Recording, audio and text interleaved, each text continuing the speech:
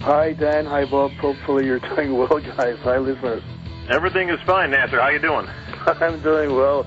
Still doing very well here in sunny, beautiful San Diego. Well, Nasser, I got to tell you, you came up, we got a long list of questions, and when we announced, and I say this to most guests, but this is exceptional, when we announced your appearance on the show, you couldn't fathom the feedback we've gotten. There are a whole laundry list of topics that our listeners want to hear from you. We're going to start off from the beginning. You came up as a pro in 1990. It took you a few years, though, to get some attention. In fact, you competed in the 91 and the 92 Night of Champions, and you didn't even place in the top 15 in those events. But 1993, your career, it took a quantum leap. Nasser, talk about those first couple of years as a pro. Thank you, guys, that so many are listening. But to come back to the question, for sure I turned 1990 pro after I won a couple of times the Mr. Yugoslavia contest, and up to date, I and this other guy, Pavel Javoditsky from Slovak Republic, we've been now for 16 years in a row competing in the pro ranks. So I didn't compete last year, but this is definitely a personal record and also a world record. At the same time, being as long pro as I am now with Pavel. And to come back to the question, yes, the first couple of years was pretty difficult as a pro.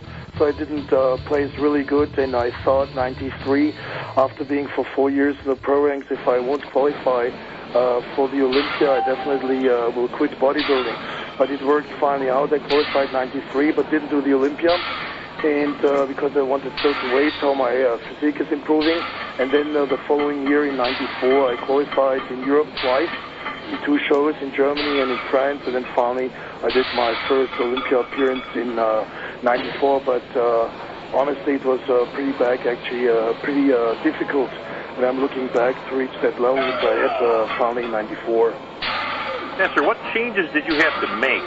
It took you 5 years, actually, and of competitions. Like Dan said, a couple of no places at the NOC, which you would take an impressive second place in 94. But what changes did you have to make to get yourself up into that top 3? Bob, that's a good question.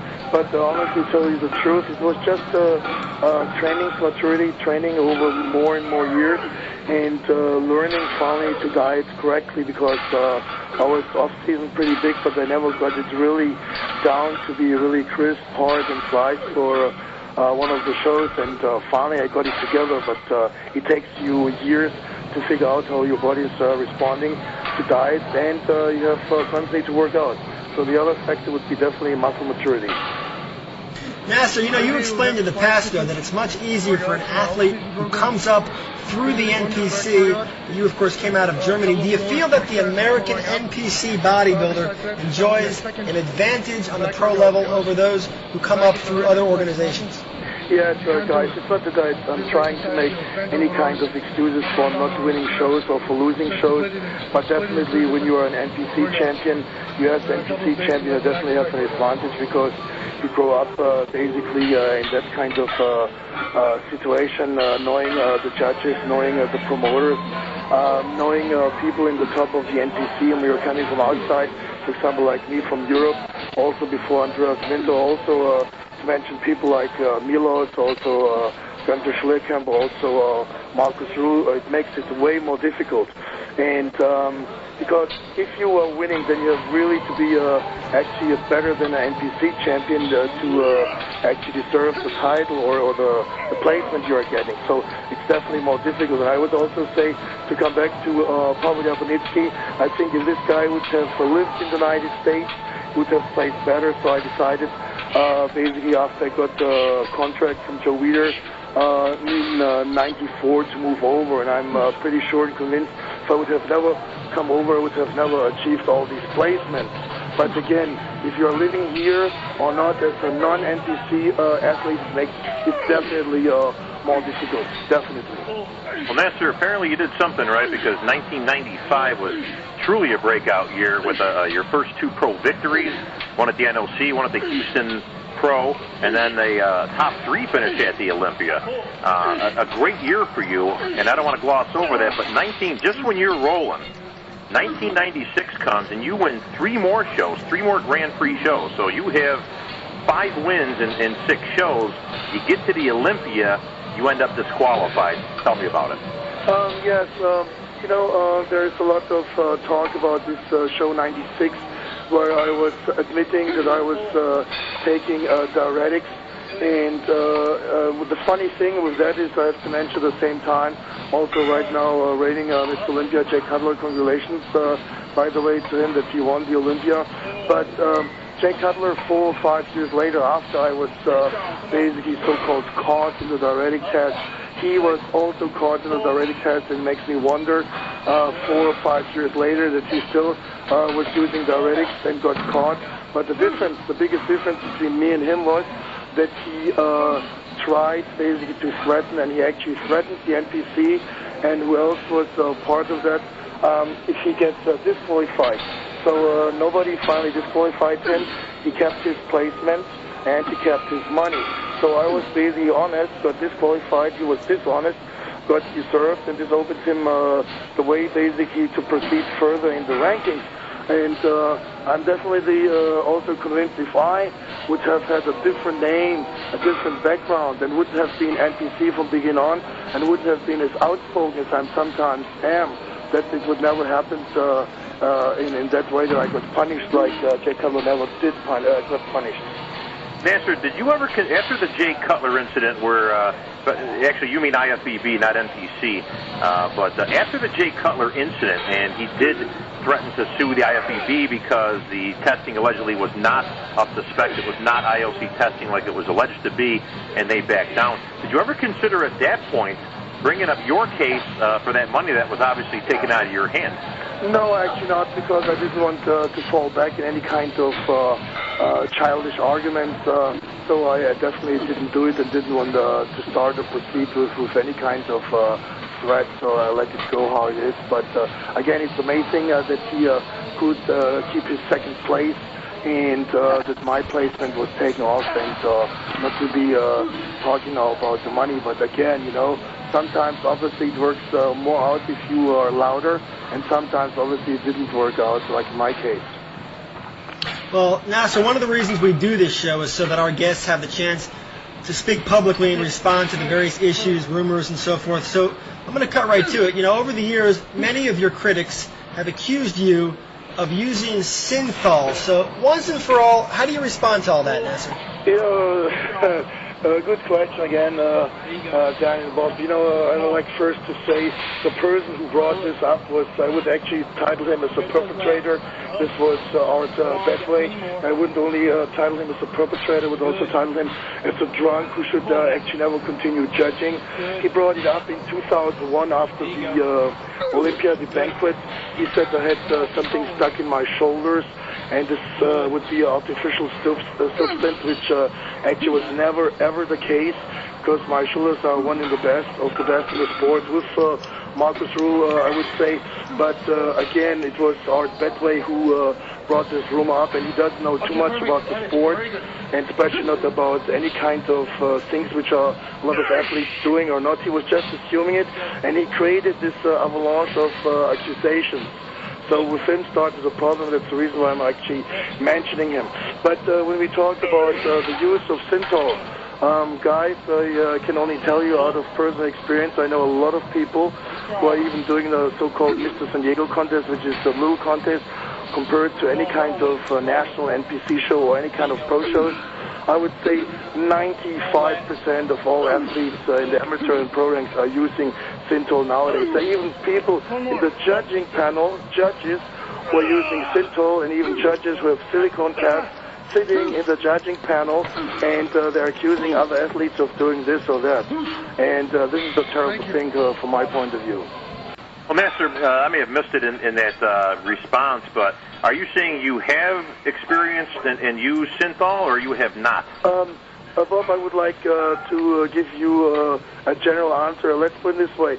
I don't know anybody who is in the sport involved who is more or less successful, even if it's, again, on a Mr. San Diego level or Mr. West Palm Beach level, who did not experience synthol. So I would say synthol use is as common as using a toothpaste for most people in this world.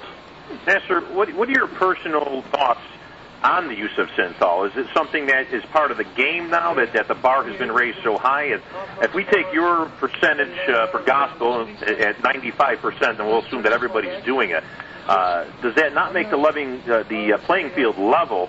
And is this just another extension of a tool to be used for bodybuilding?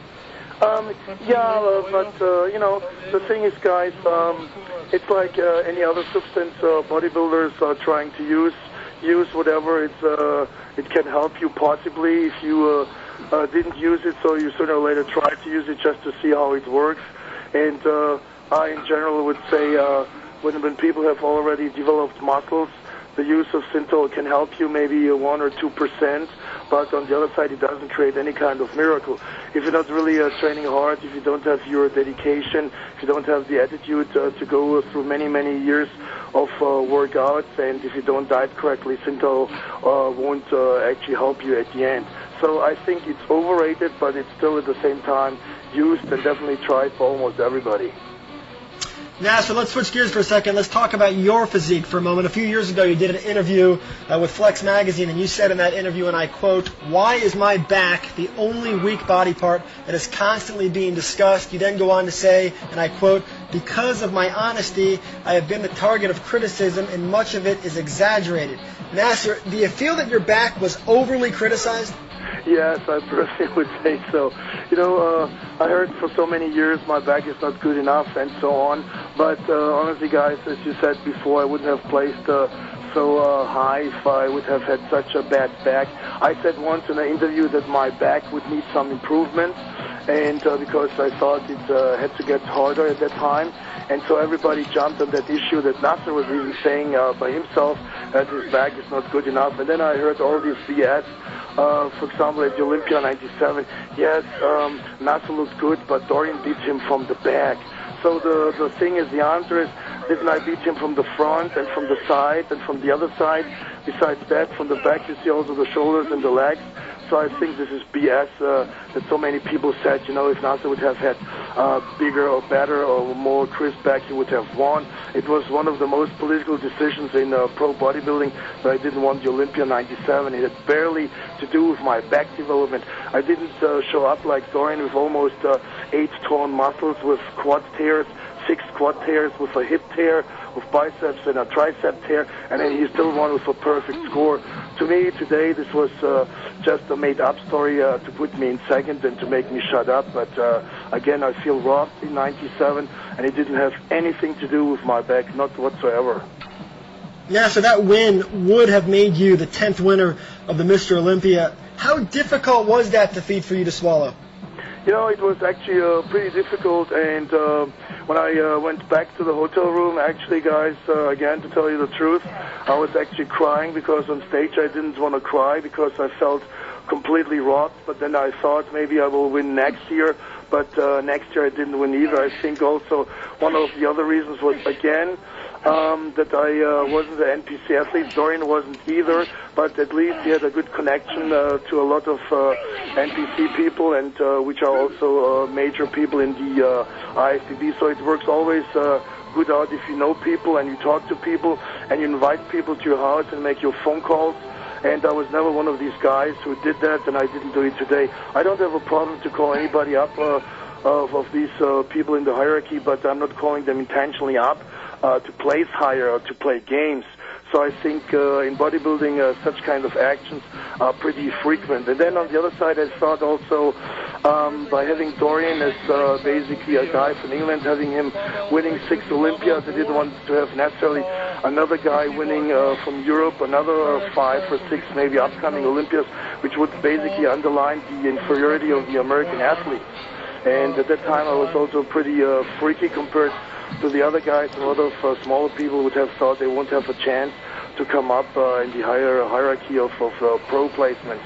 So I think my physique was somehow at the wrong time, at the wrong place. But then when Dorian basically stepped out, they started throwing me more and more down as well. Because I didn't win against him, but at the same time, when his time was over, it looked almost like my time would be soon over, and at the end it was like that. Well, Nasser, it's funny you should mention that. In 1997, for my money, you win the Mr. Olympia based on all the criteria you've already mentioned. Thank you very much, Bob. I really appreciate that. Well, we try to call it the way we see it, and I think there's a whole bunch of decisions that could have gone the other way throughout bodybuilding history. My question to you is this, though. 1997 comes, you take second place, you're still second best in the world. Dorian decides to hang him up. 1998 it was definitely time for him, when you have obviously such a damaged body, and you're still winning for perfect score with messed up and torn muscles.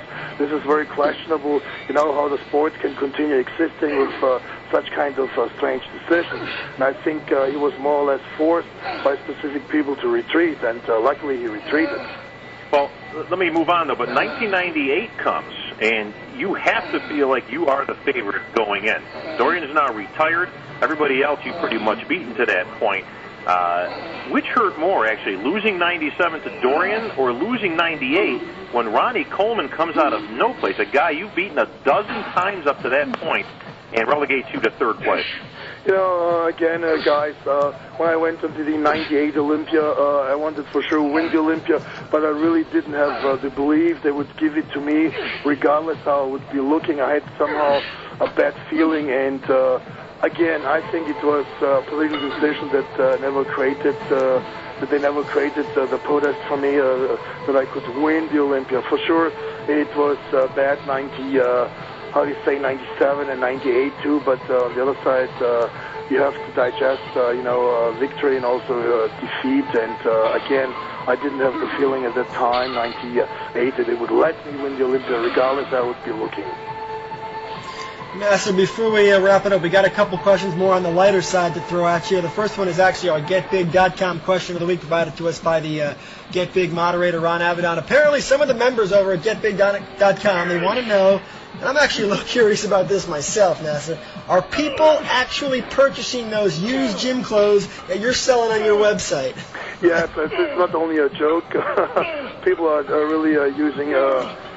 actually using internet to order stuff from me. They don't only order used clothes, they also order used underwear, which is for sure strange, but people have different tastes. There are a lot of different people on this planet.